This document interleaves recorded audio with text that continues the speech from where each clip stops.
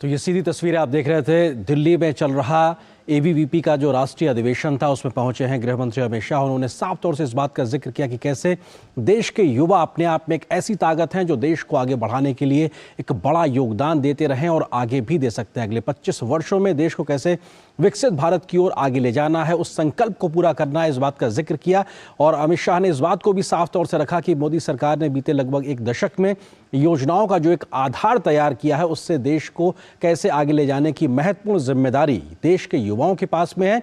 और देश को जोड़ने का काम अखिल भारतीय विद्यार्थी परिषद एबीवीपी दशकों से करता रहा है और आगे भी इस जिम्मेदारी को महत्वपूर्ण तरीके से निभाएगा। इस बात का जिक्र साफ तौर से अमित शाह ने किया। उन्होंने ये भी कहा कि किस तरह से योजनाओं का जो एक आधार तैयार हुआ है उसकी जानकारी आप देश तक पहुंचाएं और युवा होने के माध्यम से आप इस जिम्मेदारी को इस लेवल तक ले जाएं ताकि देश अपने संकल्प को वक्त रहते पूरा कर सके। विकसित भारत का संकल्प, अमृत भारत के इस पूरे मिशन को आगे बढ़ाने के लिहाज से उन्होंने इस बात का जिक्र किया। सांस्कृतिक विरासत ही आधुनिकता को बनाए रखने की सबसे बड़ी चाबी है, इस बात को साफ तौर से उन्होंने कहा।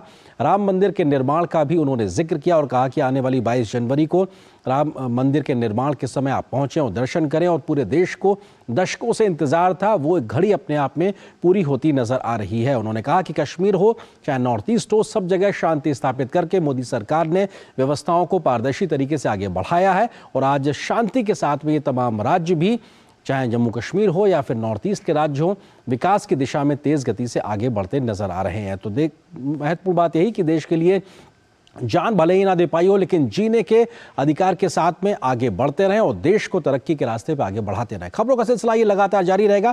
फिलहाल मिड डे प्राइम में एक छोटे से ब्रेक के लिए रुकते हैं, बहुत जल्द हाजिर होते हैं। मम्मी कॉलेज की क्रिकेट टीम में ना मेरा सिलेक्शन हो गया है। Very good. कॉलेज की टीम में तो आ गया, देश की टीम में रजिस्ट्रेशन कब करवा रहा है? वो कैसे? तुम वोटर बन के देश की टीम का हिस्सा बन सकते हो। देश का फॉर्म भरो, देश की टीम का हिस्सा बनो। वोट करना सिर्फ तुम्हारा अधिकार ही नहीं बल्कि तुम्हारा कर्तव्य भी है, समझे? जी हाँ, अगर आप भी 18 साल के हो रहे हैं तो आज ही वोटर हेल्पलाइन ऐप डाउनलोड करके वोटर लिस्ट में अपना नाम जुड़वाकर वोटर बने। और हाँ, एग्जिस्टिंग वोटर्स भी अपनी जानकारी वोटर लिस्ट में अपडेट करें जिससे देश की टीम और मजबूत बने। वोटर लिस्ट में नाम मतलब देश के लिए वोट करने का अधिकार, यानी देश की टीम में रजिस्ट्रेशन। माँ, ये खीर किसके लिए? आज तेरे दादाजी का जन्मदिन है, उनके लिए। तो मैं दादाजी को क्या दूँ? अपना मोबाइल फोन देना। ये क्या कर रही है? दादाजी के लिए आयुष्मान कार्ड बना रही हूँ। घर बैठे? हाँ। आयुष्मान ऐप पर जाकर अपना या परिवार के सदस्य का नाम लाभार्थी सूची में ढूंढे, आधार, ओटीपी या फेस ऑथ द्वारा ऑथेंटिकेट करें, डिटेल्स भरें, अब मोबाइल से फोटो खींचकर अपलोड करें। दादाजी, ये लीजिए अपना आयुष्मान कार्ड। ये उपहार तो जीवन भर काम आएगा। और एक प्रकार से पीएम जय अब गरीबों की जय बन गई है। 5 लाख तक के मुफ्त उपचार की गारंटी, स्वास्थ्य का वरदान आयुष्मान। तुम्हें पता है इन्वेस्टर्स के लिए कि इन्वेस्टर प्रोटेक्शन फंड होता है IPF, लेकिन अगर तुम्हारा ट्रेड एक्सचेंज पर एग्जीक्यूट नहीं हुआ या फिर कोई गारंटीड रिटर्न्स वाली स्कीम है तो ये IPF आपकी मदद नहीं कर सकता है। और अगर आपका ब्रोकर ही डिफॉल्टर बन जाए तो फिर IPF आपको कॉम्पेंसेशन दिला सकता है। कहाँ से सीखा? NSE की साइट पर। समझ कर इन्वेस्ट कर। और ब्रेक के बाद मिड डे प्राइम में इस वक्त की एक और बड़ी खबर का रुख करते हैं। तृणमूल कांग्रेस की सांसद महुआ मोइत्रा के रिश्वत लेकर सवाल पूछने के मामले में आज लोकसभा में एथिक्स कमेटी ने अपनी रिपोर्ट पेश कर दी है। हालांकि इसके बाद विपक्ष की ओर से सदन में खूब हंगामा भी हुआ और कार्रवाई आज दोपहर 2 बजे तक के लिए स्थगित कर दी गई। कमेटी के अध्यक्ष विजय सोनकर ने यह रिपोर्ट सदन में रखी है। माना जा रहा है कि रिपोर्ट पेश होने के बाद अब महुआ के खिलाफ निष्कासन प्रस्ताव लाने की भी तैयारी की जा रही है। रिपोर्ट में न सिर्फ महुआ मोइत्रा की सदस्यता निरस्त करने की बल्कि उनकी ओर से कैश फॉर क्वेरी मामले में जो कुछ भी किया गया है, कहा जा रहा है कि उसे राष्ट्रीय सुरक्षा के लिए खतरा मानते हुए इसकी जांच भी कराने की सिफारिश की गई है। इन सबके बीच विपक्ष के मत विभाजन की मांग के मद्देनजर बीजेपी ने व्हिप जारी कर अपने सांसदों को आज सदन में उपस्थित रहने को कहा है। रिपोर्ट पर चर्चा के बाद अगर सदन समिति की सिफारिश के पक्ष में वोट करता है तो महुआ मोइत्रा की संसद सदस्यता खत्म हो जाएगी। हालांकि विभिन्न विपक्षी दलों के सदस्यों ने इस बात पर जोर दिया है कि मोइत्रा पर निर्णय लेने से पहले सिफारिशों पर चर्चा होनी चाहिए। आचार समिति ने 500 पेज की रिपोर्ट बनाई है। महुआ मोइत्रा पर रिश्वत लेकर अदानी समूह के खिलाफ कारोबारी हीरानंदानी को लाभ पहुंचाने के लिए सवाल पूछने के आरोप है। खुद महुआ मोइत्रा ने स्वीकार किया था कि उन्होंने संसद में सवाल पूछने के पोर्टल से जुड़ी अपनी आईडी पासवर्ड साझा किए थे। हीरानंदानी ने महुआ को रिश्वत देने की बात स्वीकारी थी। और हमारे सहयोगी संवाददाता अनुज यादव इस वक्त संसद भवन से हमारे साथ में जुड़ रहे हैं इस खबर पर अधिक बातचीत करने के लिए। अनुज, बड़ी बात यही है कि इस पूरी रिपोर्ट के बड़े बिंदु क्या हैं? क्या कुछ एथिक्स कमेटी के माध्यम से इस रिपोर्ट में कहा गया है, सिफारिश की गई है, वो तथ्य क्या? देखिए, सबसे बड़ी बात यही है कि जिस तरीके से जब जो निशिकांत दुबे हैं भाजपा सांसद, उन्होंने जब इस मामले को लेकर लोकसभा स्पीकर से शिकायत की थी, तब से ही ये बात सामने आई थी कि जिस तरीके से संसद का जो पासवर्ड है, लॉगिन पासवर्ड है, वो किसी दूसरे व्यक्ति को नहीं दिया जा सकता। वो सिर्फ जो सदन के मेंबर हैं वो ही उससे लॉगिन कर सकते हैं। और एक में इतना ही नहीं कि उस लॉगिन पासवर्ड को दिया गया था, दूसरी सबसे बड़ी बात यह थी कि उसको देश से बाहर, दूसरे देश से, दुबई से उसको लॉगिन किया गया था। तो ये बात इस एथिक्स कमेटी के सामने बिल्कुल सही साबित हुई कि पासवर्ड किसी दूसरे व्यक्ति को दिया गया। ये बात बिल्कुल सही साबित हुई कि पैसे लेकर सवाल पूछने का मामला था। और तीसरी सबसे बड़ी बात यह थी कि अगर देश की जो सबसे बड़ी संस्था है, लोकतंत्र का जो मंदिर है, अगर उसकी सुरक्षा क्या वो भी खतरे में पड़ सकती है जब लॉगिन और पासवर्ड ही किसी दूसरे व्यक्ति को दिया जाएगा, तो राष्ट्रीय सुरक्षा का भी एक बहुत बड़ा सवाल पैदा हुआ था। और एथिक्स कमेटी ने इस बात को माना था कि निश्चित तौर पर यह सुरक्षा से एक तरीके से चूक का गंभीर मामला भी है। तो जितनी भी शिकायतें निशिकांत दुबे ने की थी वो सारी बातें एथिक्स कमेटी के सामने रखी गई थी। उसकी कई बैठकें हुई थी और उसमें फिर इस बात की सिफारिश कर दी गई थी कि जो महुआ मोइत्रा ने जिस तरह के कार्य किए हैं वो सही नहीं है और उनके खिलाफ निष्कासन की जो कार्रवाई है वो होनी चाहिए। आज वो जो एथिक्स कमेटी की जो रिपोर्ट है उसको सदन के सामने रखा गया है। अब स्पीकर को फैसला लेना है आर्येंद्र कि क्या उस पर वो चर्चा कराएंगे, जैसा कि विपक्ष के लोग हैं, सांसद हैं, वो मांग भी कर रहे हैं। और इस बात को जो केंद्रीय संसदीय मंत्री हैं अर्जुन राम मेघवाल, उन्होंने इस बात को कहा भी है कि आधे घंटे की चर्चा का प्रावधान है। अगर स्पीकर चाहेंगे तो उस पर चर्चा होगी, लेकिन इस बात की पूरी उम्मीद जताई जा रही है कि जिस तरह का कार्य टीएमसी सांसद ने किया है उनका निष्कासन संभावित है। अनुज, महत्वपूर्ण चीज यही, क्योंकि अब विधायी तरीके से ये पूरी प्रक्रिया आगे बढ़ेगी कैसे, उस प्रक्रिया को आप थोड़ा समझाइए। दूसरी महत्वपूर्ण चीज ये कि जिस वक्त ये पूरी एथिक्स कमेटी की कार्रवाई चल रही थी, सुनवाई चल रही थी, उस वक्त टीएमसी महुआ मोइत्रा के साथ खड़ी नजर नहीं आ रही थी। क्या अगर सदन में चर्चा होती है या वोटिंग की बात आती है तो टीएमसी और उसके साथ क्या विपक्ष महुआ मोइत्रा के साथ में इस मसले पे खड़ा होता नजर आएगा? क्या इसको लेकर कोई जानकारी? देखिए आर्येंद्र, एक सबसे बड़ी और अच्छी बात यह है कि अगर ये चर्चा सदन के अंदर होती भी है तो दोनों पक्ष और विपक्ष के बीच में चर्चा होगी। एथिक्स कमेटी के मेंबर भी उसमें वहां पर सदन के अंदर मौजूद रहेंगे और ये बात जो बिंदुवार है, एक एक बात बताई जाएगी कि किस तरीके से टीएमसी सांसद ने जो कार्य किया है वो एक तरीके से असंवैधानिक है, वो सदन की परंपराओं के खिलाफ है। और ऐसे में अब देखना होगा जो उनके खुद के ही सहयोगी दल हैं, दूसरे विपक्षी दल हैं या टीएमसी के सांसद हैं, वो उसका किस तरीके से पलटवार करेंगे। क्या वो टीएमसी सांसद का साथ देंगे? अगर देश की सुरक्षा की बात हो, लोकसभा की, संसद की सुरक्षा की बात हो और जिस तरीके से पैसे लेकर सवाल पूछने की बात हो, ये जो जितने भी आरोप टीएमसी सांसद पर लगे हैं, आखिर इसका पलटवार विपक्ष के वो लोग कैसे करेंगे जो चर्चा की मांग कर रहे हैं? ये बिल्कुल निश्चित तौर पर देखने वाली बात होगी। लेकिन फिलहाल क्योंकि अभी लंच ब्रेक के लिए सदन की कार्रवाई अभी रुकी हुई है, 2 बजे के बाद फिर से शुरू होगी। इस पर एक मोशन, एक प्रस्ताव लाया जाएगा, उनके निलंबन के खिलाफ एक प्रस्ताव लाया जाएगा और उसके बाद ये सारी कार्रवाई आगे चलेगी। लेकिन सबसे बड़ी बात यही है कि स्पीकर, जो सबसे बड़ी पावर स्पीकर के पास होती है, वो किस तरह का फैसला इस कार्रवाई के लिए लेते हैं सदन में। अनुज, महत्वपूर्ण यह भी है कि खुद महुआ मोइत्रा भी संसद भवन परिसर में पत्रकारों से बात करती हुई विक्टिम कार्ड खेलती नजर आई। उन्होंने चीरहरण शब्द का इस्तेमाल किया। बीजेपी की ओर से भी प्रतिक्रियाएं आई हैं। अपने आप में राजनीतिक रूप से भी ये मसला थमता नजर नहीं आ रहा, बल्कि और ज्यादा बढ़ता नजर आ रहा है। महुआ मोइत्रा विक्टिम कार्ड खेलती नजर आ रही हैं। देखिए, जब आज वो सुबह 11 बजे सब सदन की कार्रवाई शुरू हुई थी तो महुआ मोइत्रा आई थी।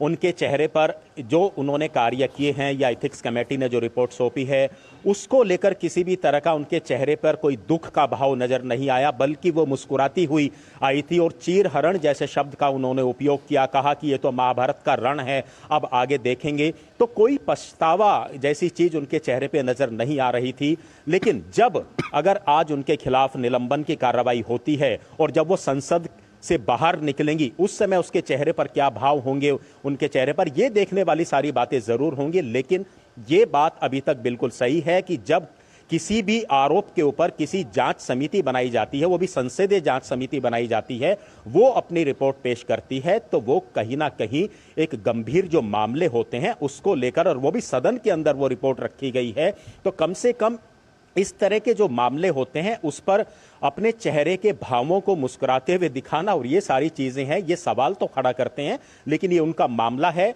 उनका खुद का मामला है। अब देखने वाली बात सिर्फ यही होगी कि संसद के अंदर, लोकसभा के अंदर, सदन के अंदर उनके निलंबन की कार्रवाई को किस तरीके से आगे बढ़ाया जाता है और चर्चा के अंदर क्या कुछ पक्ष और विपक्ष दोनों की तरफ से निकल कर आता है। अनुज, चूंकि आप भी इस बात का लगातार जिक्र कर रहे हैं कि अपना पासवर्ड, ईमेल आईडी देना, ये कहीं ना कहीं राष्ट्रीय सुरक्षा के साथ खिलवाड़ जैसा भी दिखाई पड़ता है। इसको लेकर जो शिकायतकर्ता थे निशिकांत दुबे, उन्होंने भी साफ तौर से मांग की थी कि सीबीआई जांच होनी चाहिए। क्या इस दिशा में भी बात आगे बढ़ती नजर आएगी इस पूरी प्रक्रिया के बाद में कि अगर देश की सुरक्षा का मामला है तो क्या इस प्रकार का कृत्य क्या क्रिमिनल ऑफेंस में या उस प्रकार की परिधि में भी आता है? क्या इस दिशा में भी बात बढ़ते आगे दिखाई पड़ेगी?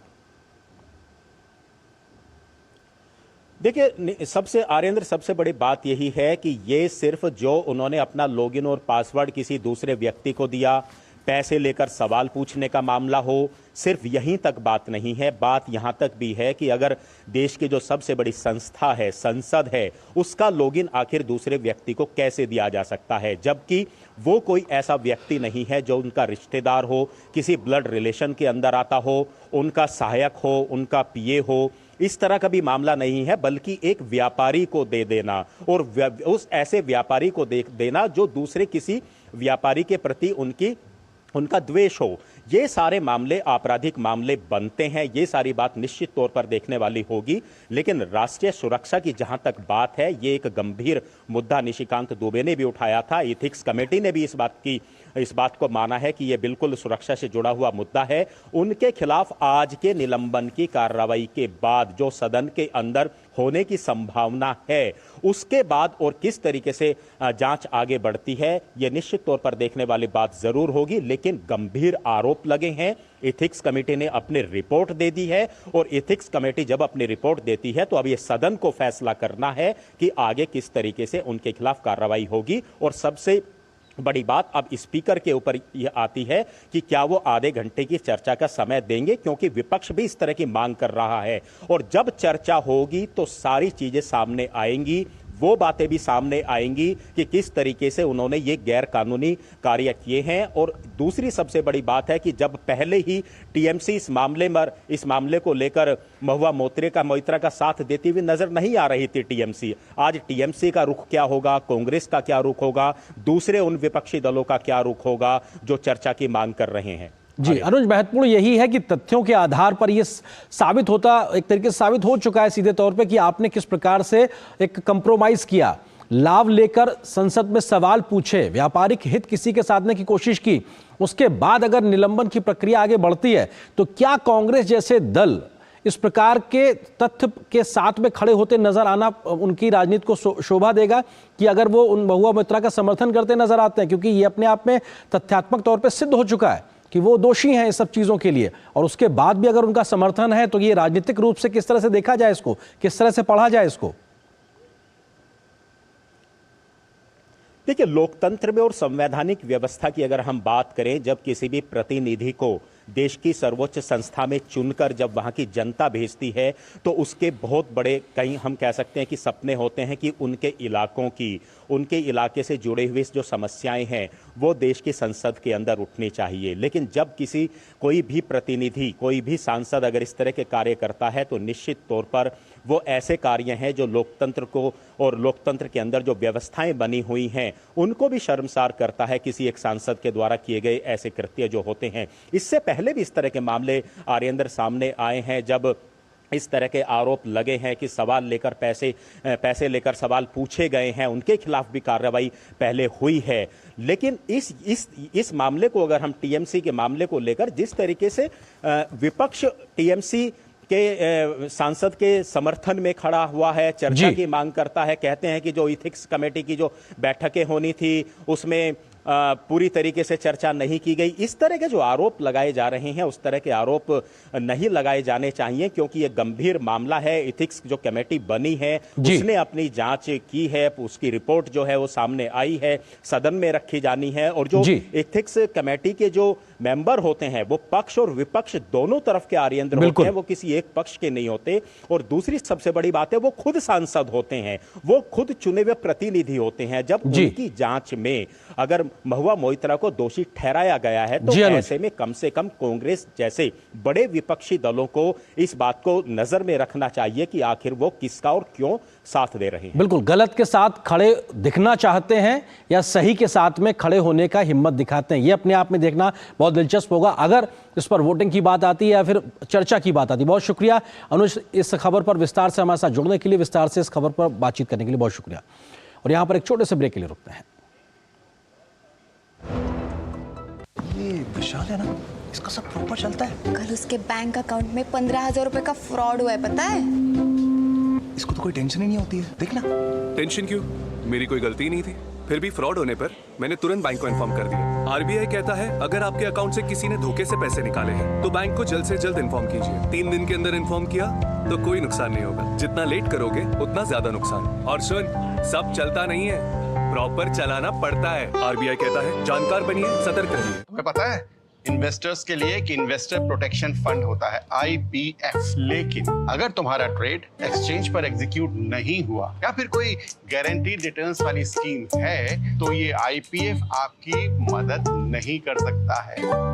और अगर आपका ब्रोकर ही डिफॉल्टर बन जाए तो फिर IPF आपको कॉम्पेंसेशन दिला सकता है। कहां से सीखा? NSE की साइट पर। सोच कर समझ कर इन्वेस्ट कर।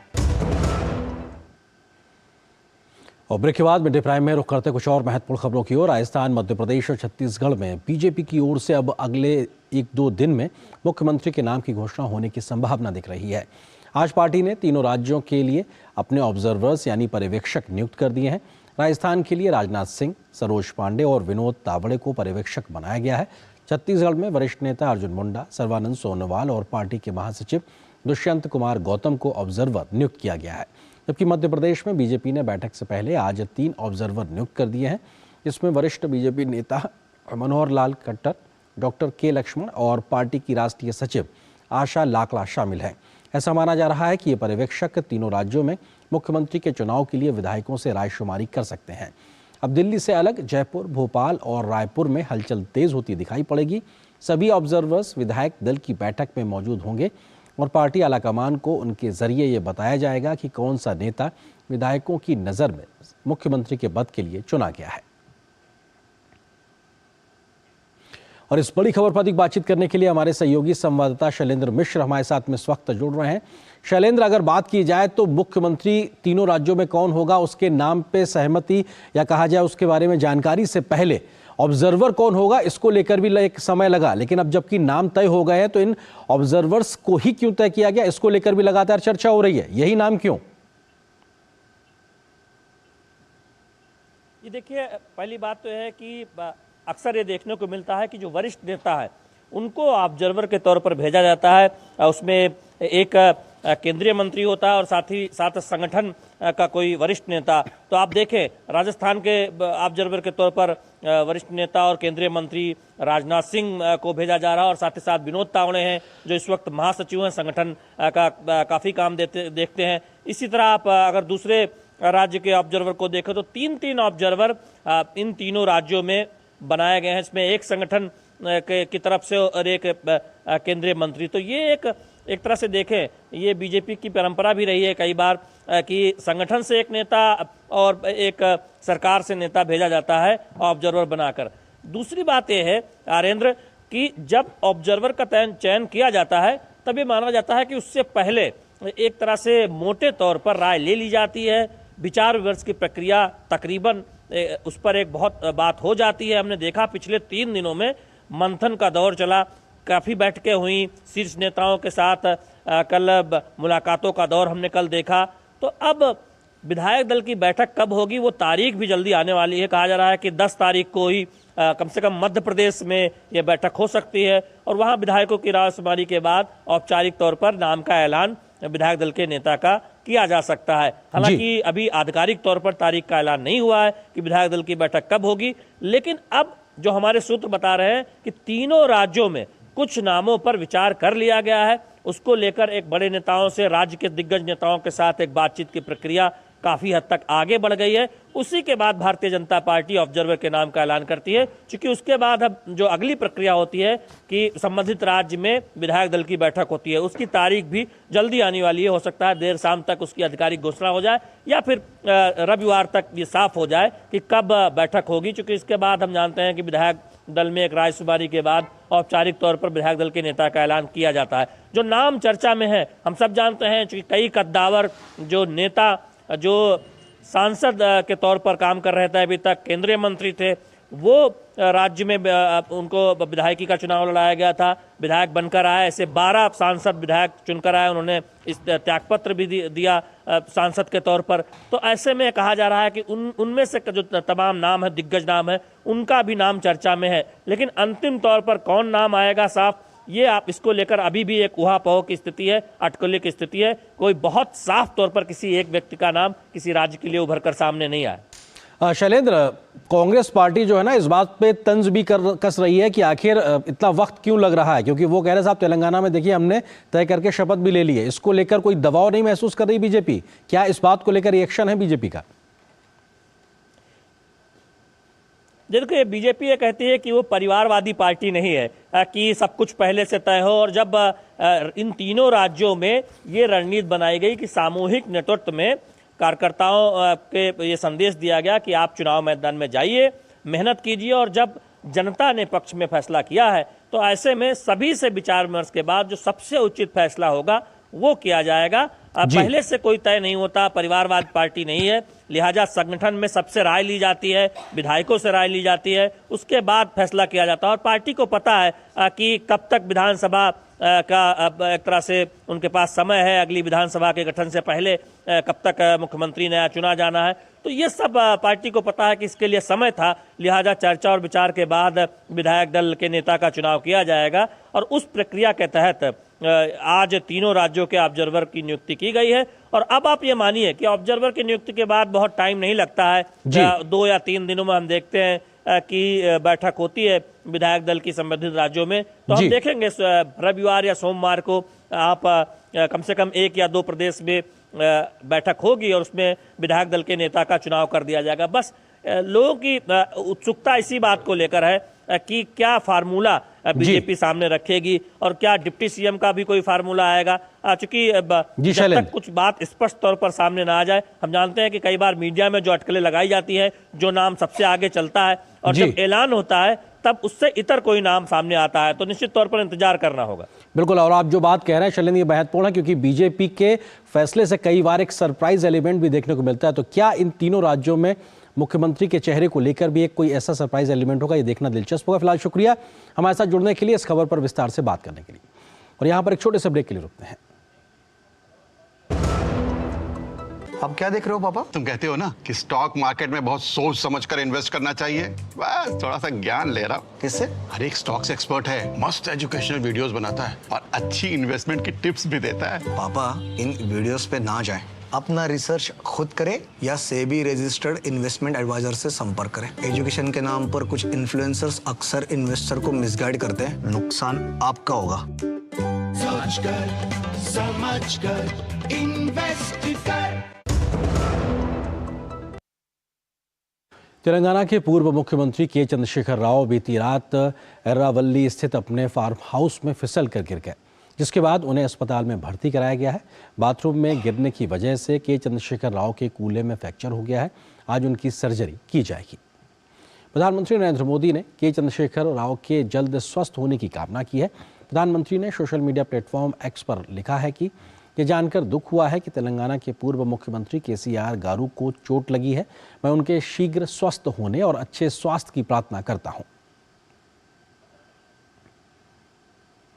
आगे बढ़ते नजर डालते इस वक्त की कुछ और ताजा तरीन खबरों पर।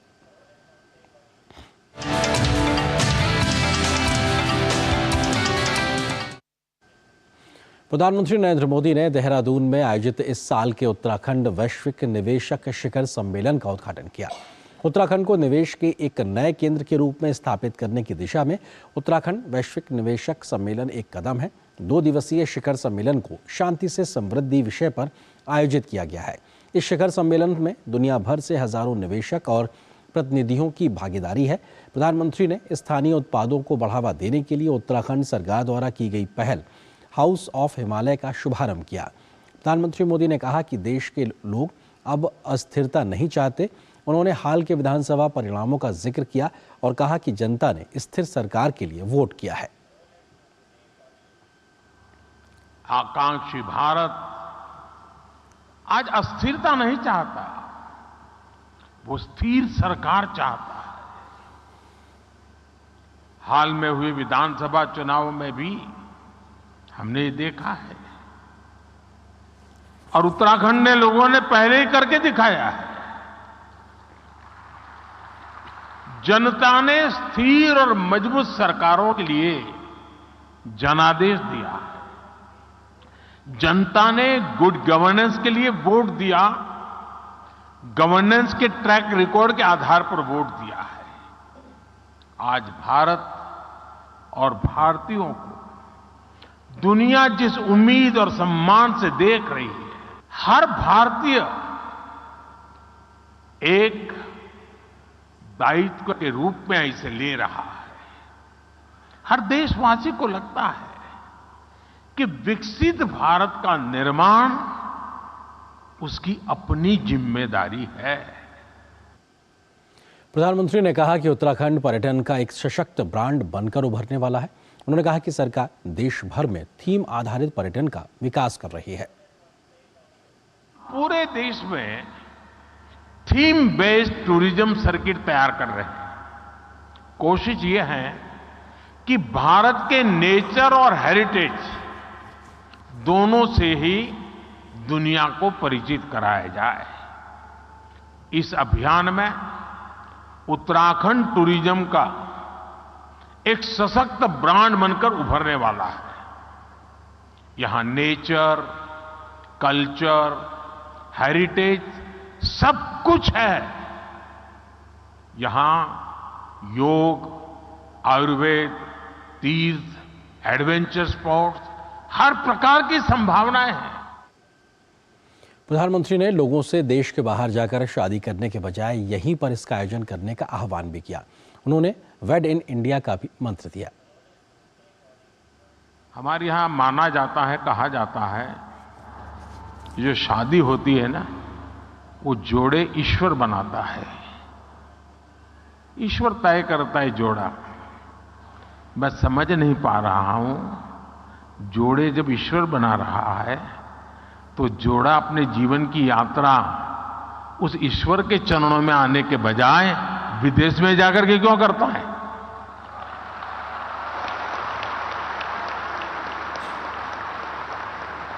और मैं तो चाहता हूं मेरे देश के नौजवानों को मेक इन इंडिया जैसे है ना, वैसे ही एक मूवमेंट चलना चाहिए, वेड इन इंडिया। शादी हिंदुस्तान में करो।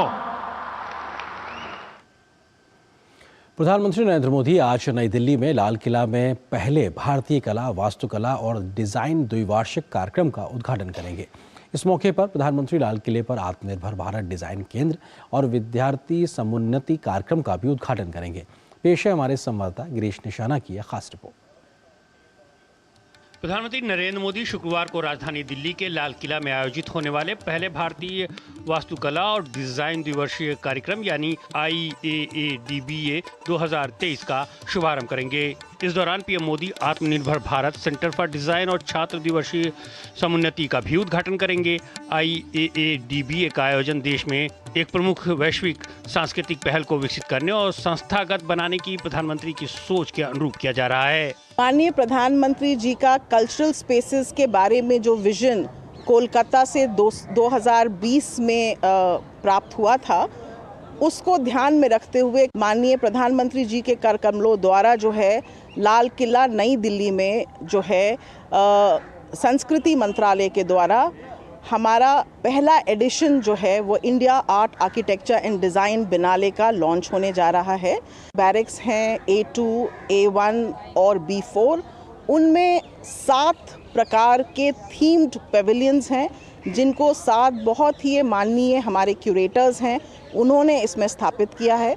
हमारा ऐसा मानना है कि आर्ट, आर्किटेक्चर और डिज़ाइन के साथ आने से कला और संस्कृति का विस्तार होता है। प्लस जो हम बात करते हैं विरासत से विकास की, उसमें हमारा कलाकार, वास्तुशिल्प और डिज़ाइनर्स के जुड़ने से एक क्रिएटिव इकोनॉमी को बूस्ट मिलता है, उसका एनर्जाइजेशन होता है। IAADBA के दौरान सप्ताह के प्रत्येक दिन अलग अलग थीम पर आधारित प्रदर्शनियां लगाई जाएंगी। इसमें पहले दिन जहां प्रवेश मार्ग का अनुष्ठान भारत के द्वार, दूसरे दिन बागे बहार, ब्रह्मांड के समान बागीचे, भारत के उद्यान, तीसरे दिन संप्रभा समुदाय का संगम, भारत की बावलियां, चौथे दिन स्थापत्य, एंटी फ्रेजाइल एल्गोरिथम, भारत के मंदिर, पांचवें दिन विस्मय क्रिएटिव क्रॉसओवर, स्वतंत्र भारत के वास्तुशिल्पीय चमत्कार, छठे दिन देशज भारत डिजाइन, स्वदेशी डिजाइन और सातवें दिन समत्व निर्मित को आकार देना, वास्तुकला में महिलाओं का कीर्तिगान शामिल रहेंगे। इसमें जो 7 थीम्स हैं, कुछ इसमें से कला को डिवोटेड हैं, कुछ वास्तुशिल्प को डिवोटेड हैं, क्योंकि इस साल हम जो हैं हमारी भारत की सबसे पहली महिला क्वालिफाइड आर्किटेक्ट जो रहीं, जिनका बहुत योगदान रहा बिल्ट हेरिटेज में, उर्मिला यूली चौधरी, उनको हम समर्पित करते हुए वास्तुकला को भी एक बहुत बड़े रूप में, पुराने एंशिएंट टाइम्स में हम उसको स्थापत्य कला कहते हैं और इस नए ज़माने में हम उसको आर्किटेक्चर के रूप में जानते हैं, उनको ट्रिब्यूट देते हुए हमने बहुत बड़ा इसमें पैमाना जो है वो आर्किटेक्चर का रखा है, वास्तुकला का रखा है और फिर डिज़ाइन के बारे में, क्योंकि क्रिएटिव डिज़ाइन थिंकिंग है, ग्राफिक डिज़ाइन है, उन सब को भी इसमें हमने शामिल किया है। IAADBA का यह आयोजन 15 दिसंबर तक लाल किला में आयोजित किया जाएगा। इस कार्यक्रम का आयोजन सांस्कृतिक संवाद को मजबूत करने के लिए कलाकारों, वास्तुकारों, डिजाइनरों, फोटोग्राफरों, संग्राहकों, कला पेशेवरों और जनता के बीच समग्र बातचीत शुरू करने के लिए शुरू किया जा रहा है। ये कला, वास्तुकला और डिजाइन के रचनाकारों के साथ विस्तार और सहयोग करने के नए रास्ते और अवसर प्रदान करके उन्हें आगे बढ़ाने में भी मदद करेगा।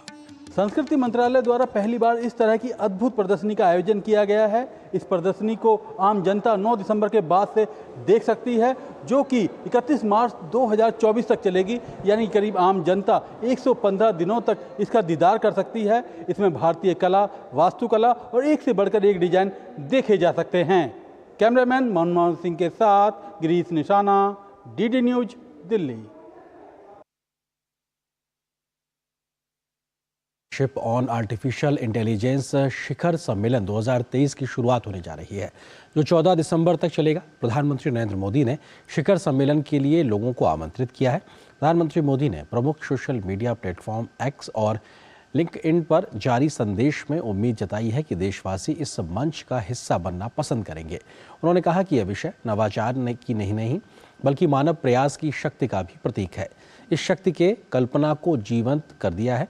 प्रधानमंत्री मोदी ने कहा है कि तीव्र प्रगति में AI ऐसा क्षेत्र है जहां इसके अनुप्रयोगों का तेजी से विस्तार हो रहा है। उन्होंने कहा कि यह क्रांतिकारी तकनीक अब नई पीढ़ी के हाथों में है। इसके साथ ही कहा है कि भारत मजबूत पारिस्थितिकीय तंत्र और प्रतिभाशाली कार्यबल के साथ सबसे युवा देशों में से एक के रूप में AI के विकास में सक्रिय योगदान करने के लिए तैयार है। प्रधानमंत्री नरेंद्र मोदी ने निमंत्रण संदेश में कहा है कि शिखर सम्मेलन के प्रमुख अध्यक्ष के रूप में भारत लोगों के कल्याण के लिए प्रौद्योगिकी, विशेष रूप से AI का उपयोग करने की अपनी प्रतिबद्धता की पुष्टि करता है। आगे उन्होंने कहा कि पिछले 9-10 वर्षों में भारत और उसके नागरिकों ने तकनीक की मदद से एक बहुत ही लंबी छलांग लगाई है। यह कहने में अतिशयोक्ति नहीं होगी कि भारत ने कुछ ही वर्षों में इनोवेशन के क्षेत्र में वह हासिल कर लिया जिसे हासिल करने में अन्य देशों को एक पीढ़ी लग गई। इस शिखर सम्मेलन में AI एक्सपो सहित कई महत्वपूर्ण सत्र होंगे। इस दौरान 150 स्टार्टअप अपनी क्षमता का प्रदर्शन भी करेंगे। आगे बढ़ते हैं, नजर डालते इस वक्त की कुछ और राष्ट्रीय महत्व की खबरों पर।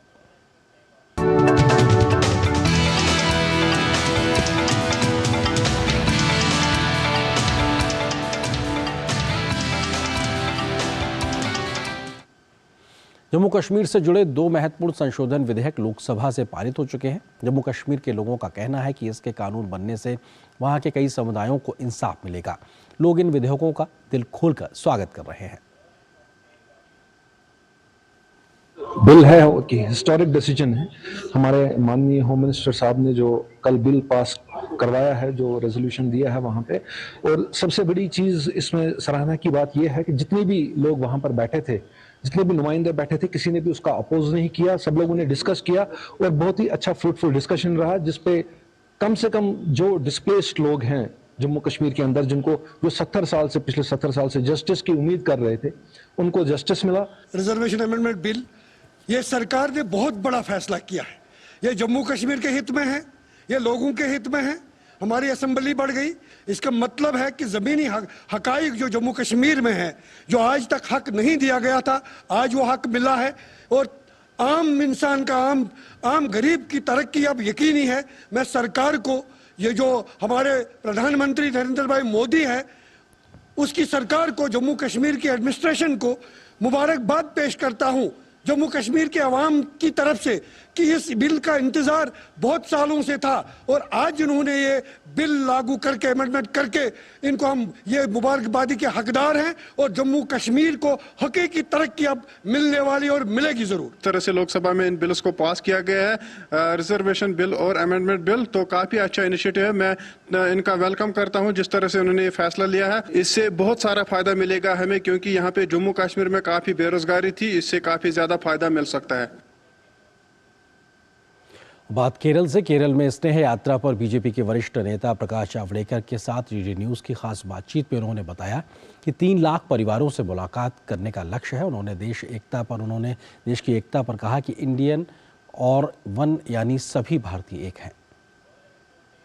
बीजेपी सर स्नेह यात्रा निकाल रही है और हम देख रहे हैं एक तरफ कांग्रेस पार्टी जिस तरह की बयानबाजी कर रही है, उत्तर दक्षिण डिवाइड की बात कर रही है, आप लोग स्नेह यात्रा निकाल रहे हैं, क्या संदेश देना चाहते हैं? केरल में पिछले साल भी हमने क्रिसमस के दिनों में और ईस्टर संडे के दिनों में 1.5 लाख क्रिश्चियन परिवारों से संपर्क करके हमने संवाद किया। इस बार भी 20 दिसंबर से 30 दिसंबर तक हम 3 लाख फैमिलीज को मिलेंगे और कार्यक्रम करेंगे।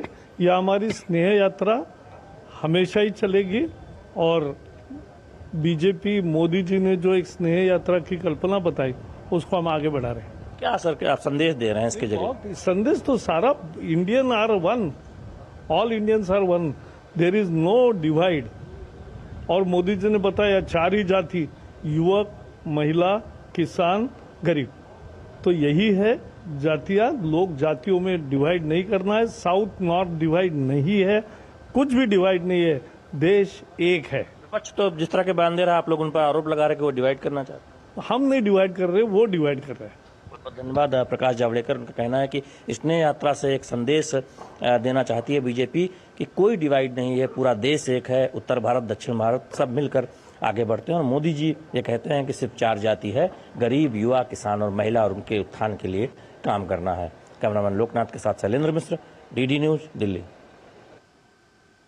केंद्रीय जल शक्ति मंत्री गजेंद्र सिंह शेखावत ने आज जल जीवन मिशन के तहत देश के हर घर तक स्वच्छ जल पहुंचाने की योजना की सफलता पर खुशी जाहिर की है। उन्होंने इस मिशन की सफलता पर एक वीडियो और एक संदेश भी जारी किया है, जिसमें उन्होंने लिखा है कि भारत के 2 लाख से अधिक गाँवों में वो हासिल कर लिया है जो हाल तक न केवल एक सपने जैसा लगता था, वे सभी हर घर जल बन गए हैं। जल जीवन मिशन के तहत देश के हर घर तक स्वच्छ नल का पानी पहुंचने की परियोजना हमारे प्रधानमंत्री नरेंद्र मोदी के लिए एक बड़ा मील का पत्थर थी। इस योजना के साथ हम एक मजबूत स्वस्थ भारत का निर्माण कर रहे हैं।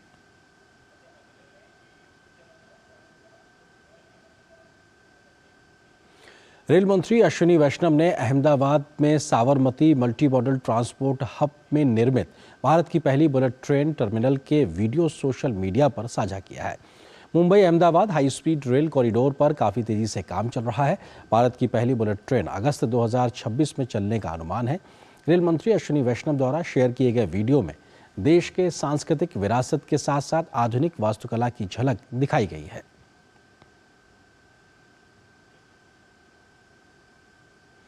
केंद्रीय स्वास्थ्य मंत्रालय ने राष्ट्रीय अंग और टिश्यू प्रत्यारोपण संगठन यानी नोटो को इंद्रप्रस्थ अपोलो अस्पताल के खिलाफ किडनी के खरीद फरोख्त के लगे आरोपों की जांच के आदेश दिए हैं। नोटो ने दिल्ली सरकार से मामले की जांच कराने और 1 सप्ताह के अंदर रिपोर्ट देने को कहा है।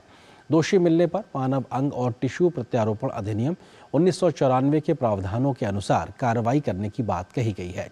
हालांकि अपोलो अस्पताल में एक बयान जारी कर पूरे मामले को बेबुनियाद बताया है और किडनी खरीद फरोख्त के आरोप को गलत बताया है। अपोलो अस्पताल पर यह आरोप है कि म्यांमार के अमीर लोग वहां के गरीब लोगों को पैसा देकर फर्जी कागजात बनाकर किडनी खरीदते हैं और अपोलो अस्पताल में किडनी ट्रांसप्लांट कराते हैं।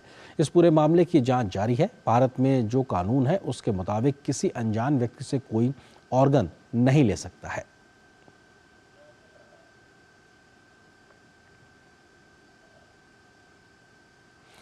एंटीबायोटिक्स के दुरुपयोग यानी बिना डॉक्टर की सलाह से एंटीबायोटिक खाना घातक होता जा रहा है। हर साल इससे 10 लाख लोगों की मौत हो रही है। विश्व स्वास्थ्य संगठन ने इसे 10 गंभीर बीमारियों की श्रेणी में रखा है।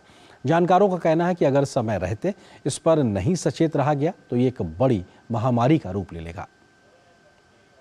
कई बार लोग सर्दी खांसी में खुद ही दवा दुकान से एंटीबायोटिक लेकर खा लेते हैं, जबकि सर्दी खांसी एक वायरल बीमारी है। इसमें एंटीबायोटिक काम नहीं करता। एंटीबायोटिक का दुरुपयोग और ओवर द काउंटर मिलने वाली एंटीबायोटिक के अंधाधुंध इस्तेमाल के चलते काफ़ी नई समस्याएं उत्पन्न हो रही हैं। लोग बिना डॉक्टर के सलाह के एंटीबायोटिक दवाओं का सेवन कर रहे हैं। इससे एंटी माइक्रोबायल रेजिस्टेंस बढ़ रहा है। इस वजह से शरीर पर एंटीबायोटिक का असर होना धीरे धीरे कम होता जा रहा है। AMR को one of the top issues 10 top health problems में WHO ने इसे रखा है। इसका सबसे बड़ा कारण है, देखिए, पॉल्यूशन भी एक बहुत बड़ा कारण है, अनहाइजीनिक कंडीशंस से। और सीधे रुख करते हैं लोकसभा की कार्रवाई में, जहां स्पीकर ओम बिरला अपनी बात रख रहे हैं। सदन के उच्च मापदंडों को बनाए रखने के लिए उचित निर्णय भी किए हैं। इस सदन के उच्च मर्यादा और लोकतांत्रिक मूल्य ऐसे मूल सिद्धांत है जिसमें किसी प्रकार का कोई समझौता नहीं किया जा सकता। ऐसे में हमारा दायित्व बनता है कि हम शुद्ध अंतःकरण से, ईमानदारी और कर्तव्यनिष्ठा से इन सिद्धांतों की रक्षा के लिए अपने दायित्वों का निर्वहन करें। हम अपने उच्च आचरण में शुद्धता रखें, शुचिता रखें, अपने व्यवहार को से किसी प्रकार का कोई को कष्ट न हो, हमारे व्यवहार से हमारे कार्य में कोई संदेह न हो, हमारा आचरण ऐसा न हो जिससे कि लोकतंत्र की उच्च मर्यादा और प्रतिष्ठा को कोई ठेस पहुँचे। इस सदन की विशेषता और उच्च मापदंड को बनाए रखने, उन्हें समर्थित करना इस सदन के सदस्य रूप में हम सबका सामूहिक और सर्वोच्च दायित्व है। माननीय सदस्यगण, मैं समझता हूँ हम सब यहाँ पर जिस बात पर विचार करने जा रहे हैं वह हम सब के सामूहिकता से विचार कर रहे हैं, सहानुभूतिपूर्वक विचार कर रहे हैं, संवेदना के साथ विचार कर रहे हैं। हमें किसी भी सदन में किसी भी सदस्य को, मेरी कोशिश रहती है न मैं सदन से उसको निलंबित करूं, कभी कोई कार्रवाई करूं। मेरी तो यही कोशिश रहती है कि सभी सदस्यों को पर्याप्त अवसर, पर्याप्त समय मिले। समय समय पर मैंने कोशिश भी की कि सदन की मर्यादा बनी रहे और उस मर्यादा बनाने के लिए कुछ कठोर निर्णय भी करने पड़े तो सदन की मर्यादा के लिए करने पड़े। और इसीलिए आज भी हम जो भी चर्चा कर रहे हैं उसमें मर्यादा, सदन की गरिमा हम सब के लिए सबसे ऊपर है। ऐसी परिस्थिति में हम सबको इस सदन के गौरव, सम्मान, नैतिकता और अस्मिता को अक्षुण्ण रखना हम सबकी सामूहिक जिम्मेदारी है। मुझे आशा है इस विषय पर जब हम चर्चा करें तो सदन की मर्यादा, उच्च कोटि की मर्यादा और पूरे देश में इस सदन के प्रति लोगों का विश्वास, भरोसा बना रहे और व्यक्तिगत रूप से भी जिन लोगों ने हमें चुनकर भेजा है, हम व्यक्तिगत आचरण में भी हमारा व्यवहार ऐसा होना चाहिए कि हम लोकतंत्र की उच्च मर्यादा को कायम रख सकें। मैं नियम 316(e)(2) के विषय पर अधिकतम आधे घंटे की चर्चा की अनुमति देता हूं। माननीय सदस्यों से आग्रह है कि थोड़ा ये टाइम तो बढ़ाइए ना प्लीज। ठीक है, दैट यू कंसीडर। आधा घंटा में सब पार्टी बोलना चाहिए। श्री अधीर रंजन चौधरी जी। सर, आपने अपना पीड़ा जताई और ये सुनकर हमें ये यकीन हो रहा है कि कम से कम कोई हमारे साथ रहे या ना रहे, हमारे स्पीकर साहब एक कस्टोडियन की होने के नाते सही दिशा पे सही निर्णय जरूर लेंगे। सर, मैं छोटी सी 2-3 बात कहूँगा क्योंकि हमारे पार्टी की तरफ से मनीष तिवारी जी इस पे अपना बात रखेंगे। सर, मैं ये कहना चाहते हैं कि 12 बजे के बाद आज ये पेपर मतलब ये रिपोर्ट ले हुई है, एथिक्स कमेटी की रिपोर्ट, और 2 बजे के साथ साथ सर आपने इस मुद्दे पे चर्चा शुरू कर दी है। सर, ये पेपर जो हमारे पास रिपोर्ट आए हैं सर, वो दिखाने की मैं कोशिश करूंगा आपको। इसे देखिए 106 पेजेस है और सिर्फ यही नहीं, सारे एनेक्स्चर वगैरह कुल मिला के 495 पेजेस है। सर, मुझे ये सवाल करने आता है कि कोई ह्यूमनली मतलब कोई हमारे कोई मेंबर जो भी हो, इतना जल्दी में मतलब 2 घंटे की मोहलत, और ये 2 घंटे भी नहीं हुई है, 12 बजे के बाद यहाँ से निकलना, इसको डाउनलोड करना करते करते आधा घंटा पौने घंटा निकल चुके हैं। फिर सर 406 पेजेस है।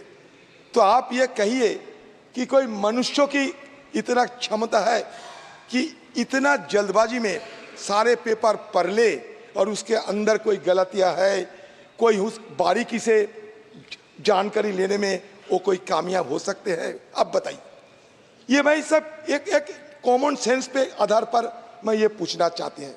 तो इसलिए मैं आप मेरा तरफ से, मेरे पार्टी की तरफ से सर आपसे ये मांग भी रखी है कि 3-4 दिन की मोहलत अब दिया करो और इस बीच हम सही ढंग से पढ़े, विचार विमर्श करें और फिर सदन में आकर एक सही ढंग से चर्चा कर, जो आप चाहते हैं, मर्यादा को रखते हुए, उच्च कोटि मर्यादा को पालन करते हुए हम सदन में विस्तार पर चर्चा करें। क्योंकि सर ये एक छोटी मुद्दा नहीं, ये एक नज़ीर बन के जाएंगे।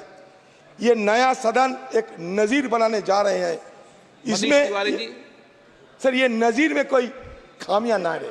सर, मैं छोटी सी बात, मान लीजिए सर कोई न्यायालय में भी अगर किसी को सजा होता है, वो भी मौत की सजा होते हैं, तो न्यायालय पूछते हैं कि भाई आपको कुछ कहना है, जिसको हम नेचुरल जस्टिस बोलते हैं। सर देखिए, ऑडी ऑल्टेरम पार्टेम, ये एक शब्द निकालते हैं सर हमारा रूल से, कि मतलब ये कि ये जिसके खिलाफ कोई मतलब शिकायत है, ये नेचुरल जस्टिस कहते हैं, उनको बोलने का मौका देना चाहिए।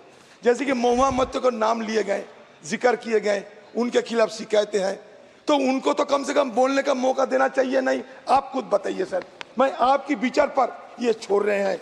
और साथ साथ सर ये नया सदन ऐसा ना करे कि नया सदन एक नए कलंकित अध्याय की आगाज ना करे, ये मेरा शंका है। सर, जिस सदन में महिला को महिमांडित किए जाते हैं, sir, this has to be expunged. रोजाना महिला को महिला को गुणगान किए जाते हैं। सर, महिला ये क्या चल रहा है सर? तो चर्चा और जिस सदन में और सदन की मेरिट बाहर पर चलना चाहिए सर। प्रधानमंत्री इसमें कहते हैं कि महिला रिपोर्ट में जो है उसका चर्चा चलना चाहिए।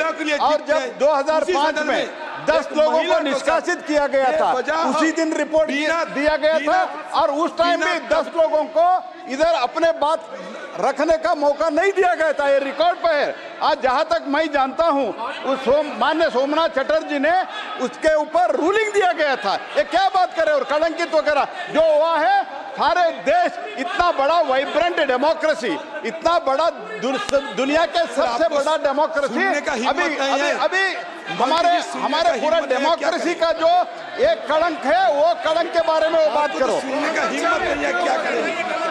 अरे हम क्या ज्यादा कुछ मांग पाए? यहाँ रक्षा मंत्री जी है, मनीष तिवारी जी, हो गया ना इनका विषय? 1 मिनट राम गोपाल जी प्लीज।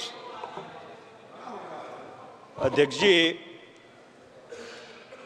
मुझे 31 साल वकालत करते हो गए और कई बार ऐसा मौका आया है कि जल्दी में बहस करनी पड़ती है, पर शायद आज पहली बार किसी कागज़ को बगैर संज्ञान में लिए मैं बहस करने के लिए खड़ा हुआ। ये बड़ी विडंबना है कि 12 बजे पटल के ऊपर रिपोर्ट रखी जाती है और 2 बजे उसकी बहस लगा दी जाती है। जैसे अधीर रंजन जी ने कहा, heavens would not have fallen, आसमान नहीं गिर जाता अगर 3-4 दिन हमको दे दिए जाते कि इस कागज़ को, ये जो रिपोर्ट है, इसको संज्ञान में लेकर, इसको पढ़कर अपनी बात एक अच्छे ढंग से हम इस सदन के समक्ष रख सकते, क्योंकि एक बहुत ही संवेदनशील मामले के ऊपर ये सदन फैसला करने जा रहा है। पर अध्यक्ष जी, मैं 4-5 चीज़ें जो बहुत ही बुनियादी हैं और जो नेचुरल जस्टिस से और जो मौलिक अख्तियार हैं उनसे जुड़ी हुई हैं, उसके ऊपर मैं ज़रूर अपनी बात कहना चाहता हूँ। पहला सवाल ये है अध्यक्ष जी, that can the procedure of the ethics committee override the fundamental principle of natural justice, which is the organizing principle of every justice system in the world? और ये बात मैं इसलिए कह रहा हूं कि हमने जो अखबारों में पढ़ा उससे बहुत साफ तौर पर ये चीज निकल के आई कि जिनको अभियुक्त बनाया गया, जिनके ऊपर लांछन लगाए गए, उनको अपनी बात पूरी तरह रखने का मौका भी नहीं दिया गया। ये किस तरह का प्रोसीजर है? ये किस तरह की न्यायिक प्रक्रिया है? और इसलिए ये जो फंडामेंटल प्रिंसिपल है नेचुरल जस्टिस का, कि जिस व्यक्ति के ऊपर आरोप लगाए जाते हैं, जिसको अभियुक्त बनाया जाता है, उसको अपनी पूरी बात कहने का मौका मिलना चाहिए और जिस व्यक्ति ने आरोप लगाए हैं उसको क्रॉस एग्जामिन करने का मौका मिलना चाहिए। और जहां तक मेरी जानकारी है, जिन लोगों ने आरोप लगाए हैं, ना सुश्री महुआ मित्रा को और ना उनके किसी वकील को उनको क्रॉस एग्जामिन करने का मौका दिया गया। मेरा दूसरा सवाल यह है अध्यक्ष जी, मैंने रूल जो 316 डी है, rule 316 D of the rules of procedure and conduct of business, उसको ध्यान से पढ़ा है। तो आप लोकसभा की सीधी इस वक्त कार्रवाई देख रहे थे, जहां पे टीएमसी की सांसद महुआ मोइत्रा के खिलाफ सवाल के बदले पैसे लेने का जो पूरा मामला था, एथिक्स कमेटी में पूरा इस पर सुनवाई हुई। उसकी रिपोर्ट आज 12 बजे सदन में रखी गई और उस पर आधे घंटे की चर्चा स्पीकर ने अलाउ की है। और उसके बाद इस चर्चा में हम तमाम जो सदस्य हैं लोकसभा के, उनकी बातों को सुन रहे थे। निश्चित तौर से ये बेहद महत्वपूर्ण और अपने आप में गंभीर मामला भी है कि आखिर सवाल पूछने के लिए किसी से लाभ लेना, पैसे लेना एक सांसद अगर करता है तो अपने आप में उनके निलंबन की सिफारिश भी इस एथिक्स कमेटी की रिपोर्ट में की गई, ये अपने आप में दिखाता है। लेकिन सदन के सदस्यों के बीच में किस प्रकार से बात स्पीकर ने रखी, उन्होंने कहा कि हमको शुचिता बनाए रखना चाहिए, हमारे व्यवहार से हमारे कार्य में संदेह ना हो, इस बात का भी जिक्र उन्होंने किया। हम सब सदन की मर्यादा का ध्यान रखें, ओम बिरला ने इस बात को कहा। उन्होंने कहा कि महुआ मामले में समिति की रिपोर्ट पर सदन में चर्चा नियम 316(2) के तहत शुरू हो गई और अपने आप में ये बेहद महत्वपूर्ण है, क्योंकि जब ये चर्चा शुरू हुई तो कांग्रेस की ओर से अधीर रंजन चौधरी ने इस बात का जिक्र किया कि क्यों नहीं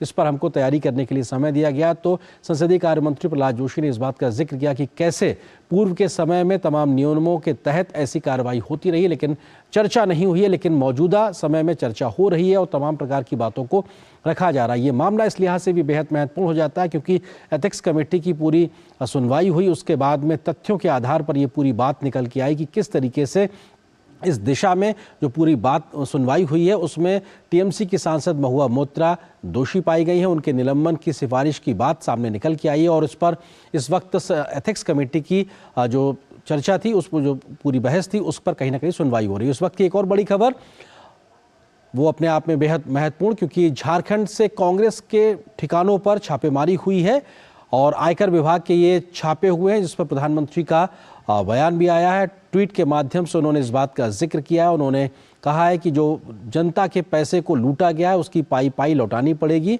ये मोदी की गारंटी है।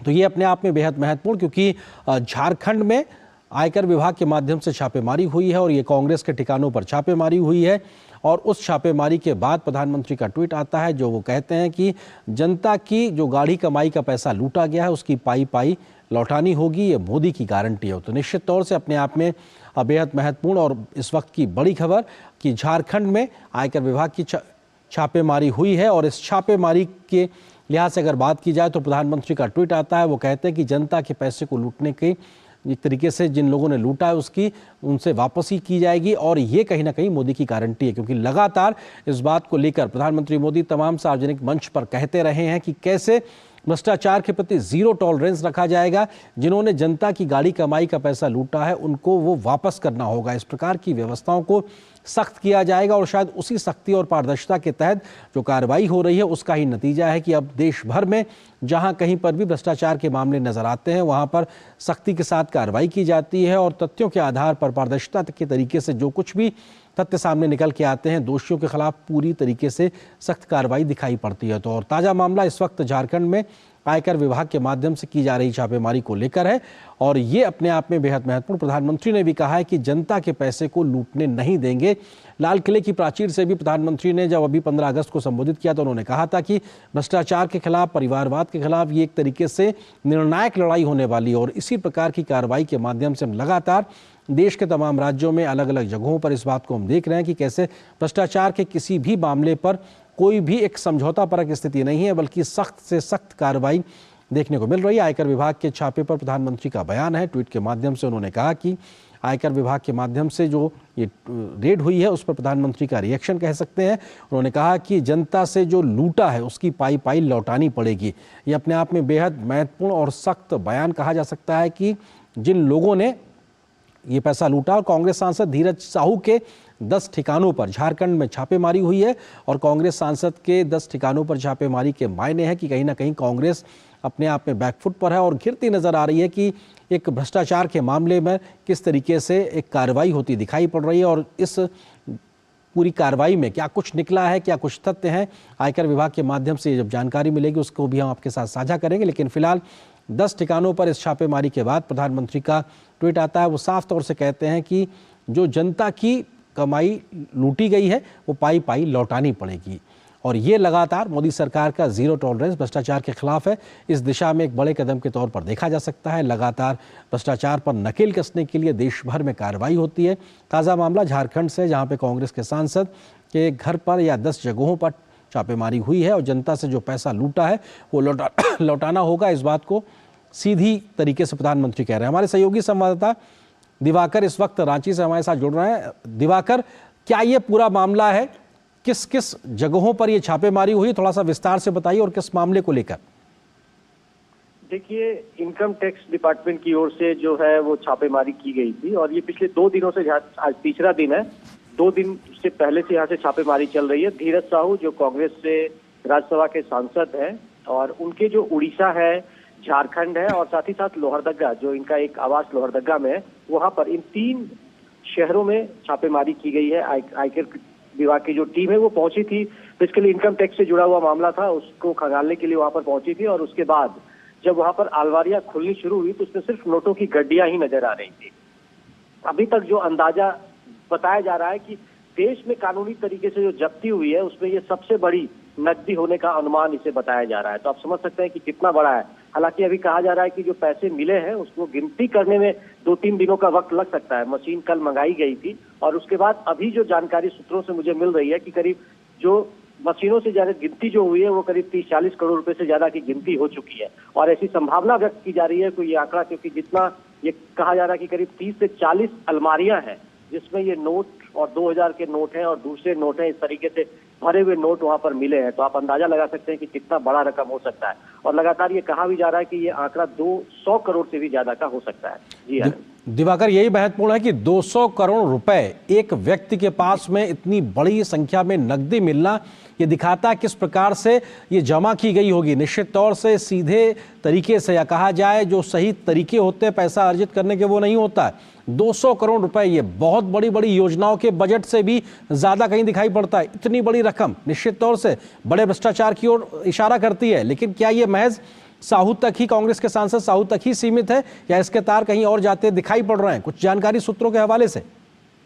अभी तो फिलहाल इस पे नहीं है, लेकिन आप समझ सकते हैं। देखिए, झारखंड में लगातार, या तो आप कहें कि पिछले 9-10 सालों में जिस तरीके से जो भ्रष्टाचार देश को एक तरीके से गिरफ्त में था, उसको किस तरीके से ये वर्तमान एनडीए सरकार के दौर में लगातार जो बड़े बड़े काले कारनामे हो रहे थे उनको बाहर निकाला गया है और लोगों को उसकी गिरफ्त में आया। अगर हम थोड़ा सा झारखंड की हिस्ट्री की बात करें तो आप समझने की कोशिश कीजिए। देखिए, ब्यूरोक्रेसी के यहाँ से भी पैसे मिलते हैं। पूजा सिंघल जो निलंबित IAS है वो अभी तक जेल में है, उनके यहाँ भी मनरेगा घोटाले के पैसे के आरोप लगे थे, उसके बाद उनको पकड़ा गया था। उसके बाद उनके CA के यहाँ से कई करोड़ रुपए की नगद बरामदगी हुई थी और उसके बाद लगातार जो झारखंड में एक रैकेट जो अब लगातार अभी बात चल रहा है, ईडी की लगातार यहाँ पर लंबी छानबीन पिछले कह सकते हैं कि 6 महीने से जब चल रही है, तो साहेबगंज में करीब 10,000 करोड़ रुपए के अवैध खनन का मामला झारखंड में उजागर हुआ है और उसके बाद लगातार जो है कई लोगों से पूछताछ हुई है, काफी नकदी बरामद हुई है और कई जो जमीन है उसमें निवेश के कागजात मिले हैं। कई जगहों पर इस तरह के अवैध जमीन का पता चला है जिसको इलीगल तरीके से उसका म्यूटेशन किया गया है। तो तमाम ऐसे गलत काम पिछले कई सालों में जो झारखंड में हुए थे उसको लगातार उजागर किया जा रहा है। ईडी की टीमों, CBI की टीमों और आयकर विभाग की ओर से जब लगातार छापेमारी हो रही है तो इस तरह का जो बड़ा निकल कर सामने आया है, तो निश्चित तौर पर एक जो जनप्रतिनिधि को लेकर लोगों के मन में जो एक रहती है कि जनप्रतिनिधि हमारे लिए है, हमारे बारे में सोचते हैं, जनता के हित में जब चीजों को लेकर आते हैं तो इस तरह का एक इमेज होता है। लेकिन जब सांसद धीरज साहू जैसे चेहरे बेनकाब होते हैं और उनके घर से इतनी बड़ी रकम मिलती है तो निश्चित तौर पर जो हम कह सकते हैं जनता का जो एक विश्वास है वो भी नेताओं पर, इस तरह के नेताओं पर टूटता है और जो भरोसा होता है वो कहीं हिलता है। तो ऐसे में निश्चित तौर पर ये जो कार्रवाई है इसे मानना चाहिए कि ये एक बड़ी कार्रवाई है और जिस तरीके से जो नेता होते हैं वो जो जनता के पैसे होते हैं उसे किस तरीके से दबाने की कोशिश होती है, किस तरीके से उसका एक अंबार बनाने की कोशिश होती है। तो ऐसे में जो कार्रवाई लगातार हो रही है, बड़े पैमाने पर कार्रवाई हो रही है, चाहे CBI की तरफ से हो रही हो, ईडी की ओर से हो रही हो, इनकम टैक्स डिपार्टमेंट की ओर से हो रही है, तो ऐसे जो बड़े चेहरे हैं वो बेनकाब हो रहे हैं और जनता की जो गाड़ी कमाई है वो जो इन लोगों के घरों तक पहुंचकर दबे हुए थे उनका खुलासा हो रहा है। तो निश्चित तौर पर जनता को जरूर इस बात का लग रहा होगा कि प्रधानमंत्री नरेंद्र मोदी ने जिस तरीके से भ्रष्टाचार के खिलाफ एक अभियान चला रखा है और जो बड़े बड़े डिपार्टमेंट्स हैं उन्होंने जो जिस तरीके से जो बड़े बड़े एक तरीके से कह सकते हैं सफेद पोश है उनको पकड़ने का जो अभियान चला है, निश्चित तौर पर जनता को भी इससे थोड़ी खुशी मिल रही है। जी दिवाकर, महत्वपूर्ण चीज ये है कि महज कुछ पैसे नहीं, सैकड़ों हजारों करोड़ रुपए के जब घपले घोटाले सामने आते हैं और कहा जाए नकदी दिखाई पड़ती है, तो ये इतने बड़े स्तर पे अगर इस प्रकार का 2 नंबर का काम हो रहा है तो क्या ये राज्य सरकार की जानकारी में नहीं होता है? एक प्रश्न। दूसरा प्रश्न, अगर होता है तो क्या ये उसके संरक्षण में हो रहा है? तो ये भी अपने आप में राज्य सरकार के इकबाल पे सवाल खड़ा होता है। देखिए, निश्चित तौर पर ये तो लगातार झारखंड में ये सवाल उठता आ रहा है लगातार। जैसे कोल ब्लॉक्स को लेकर झारखंड में पहले भी घोटाले हुए थे, उसके नाम आए थे, लगातार कई नेताओं के नाम उससे जुड़े थे। तो कई ऐसे जो हम कह सकते हैं कलंक झारखंड पे पहले से भी लगा रहा है और झारखंड में इस तरह के कई खुलासे पहले भी हुए हैं। तो लगातार जो इस तरह के मामले सामने आते हैं तो इसमें कहीं ना कहीं ये सवाल जरूर उठता है कि आखिर सरकार क्या कर रही थी, राज्य सरकार क्या कर रही थी कि इतने बड़े जो हम कह सकते हैं सफेद पोस्ट उनके घरों में इस तरह से पैसे पहुंचते हैं, उसके बाद ये एक तरीके से ब्लैक मनी का ये रूप लेता है और उसके बाद उनके घरों में ये रखा रहता है और उसके बाद जब इनकम है कि हमकी टैक्स की चोरी होती हो, ये तमाम तरह की जो चीजें हैं वो निश्चित तौर पर बिना किसी के सह के या किसी की भागीदारी के इतने बड़े रकम का जो घोटाला है इस तरह से पैसे मनी को छुपाने का काम है वो नहीं हो सकता। जी बिल्कुल, और निश्चित तौर से ये तार कहीं आगे भी जाते नजर आएंगे। शुक्रिया दिवाकर हमारे साथ जुड़ने के लिए। लेकिन इस प्रकार की घटना के बाद में लगातार रिएक्शंस भी सामने आ रहे हैं, क्योंकि तमाम नेता हैं जो अपना रिएक्शन भी दे रहे हैं। बीजेपी के सांसद निशिकांत दुबे के माध्यम से भी ट्वीट किया गया, उन्होंने लिखा है कि मोहब्बत की दुकान खोल रहा हूं जहां से नोटों का पहाड़ निकल रहा है। यानी निश्चित तौर से ये दिखाता है ये वो सांसद महोदय हैं जो राहुल गांधी के साथ में हाथ मिलाते नजर आ रहे हैं और उनके घरों से अगर इतनी बड़ी संख्या में नकदी मिली है तो ये अपने आप में दिखाता है कि किस तरीके से क्या ये तार कहीं और तक जुड़ते नजर आ रहा है कि मोहब्बत की दुकान खोल रहा हूं और क्या इतनी बड़ी नकदी। ये एक तरीके से सवाल खड़े करते हुए, तंज कसते हुए डॉक्टर निशिकांत दुबे जो कि बीजेपी के सांसद हैं, उन्होंने ट्वीट भी किया, क्योंकि वो भी झारखंड से आते हैं और अपने आप में कांग्रेस के ऊपर, उनकी राजनीति के ऊपर कई गंभीर सवाल भी खड़े होते हैं। तो इस खबर के साथ में डे प्राइम के इस अंक में बस इतना है, लेकिन डीडी न्यूज़ पर खबरों का सफर लगातार जारी है। नमस्कार।